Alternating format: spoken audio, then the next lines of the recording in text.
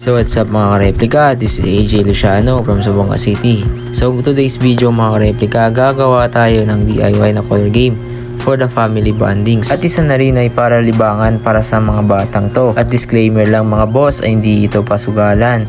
Ginawa ko po ito ay para maging libangan ng namin magpamilya ito. At mas magiging masaya dahil hindi na rin nagsiselfone yung mga batang to. At diba mga replika sa panahon na ito ay mga bata ay nalulung sa mga cellphone ay mas masisira pa yung kanilang mga mata. Ay kung gusto nyo nga pala malaman kung ano mga ginamit nating materials ay sasabihin ko. Ay mga materials nga pala ay ginamit natin. Ito nga pala mga replika. Gumamit lang tayo ng mga retasong kahoy tulad ng 1x1 or 1x2. At sa saktong oras nga pala ito ay palubog ng araw. Yung oras nga pala ito ay mga alas 3:30 na ng hapon mga replika. So trip ko nga pala itong gawin dahil nagdilibang-libangan kami ng mga pamangkin ko. Ay sakto nga pala mga replika ay natapos ko na nga palang i-print ang mga cube na ito. At kung nag-iisip kayo kung anong print na sinasabi ko, ayun nga pala yung ating 3D printer machine. Oo mga replika, may 3D printing machine tayo kung hindi nyo alam. So ito nga pala siya. Disclaimer nga pala mga replika, hindi ito sponsor. Pinapakita ko nga pala ito sa inyo dahil gusto ko lang. Share ko lang.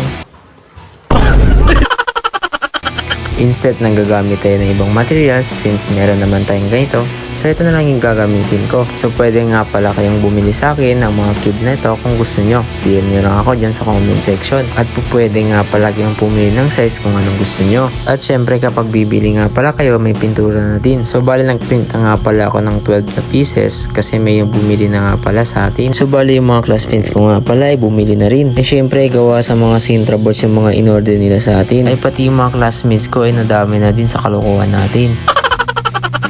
So tara na nga ay sisimulan na natin. Ayun nga pala pumasok tayo ng saglit ay hindi ko na malayan. Ito pala yung ginagawa nila. Ang kukulit.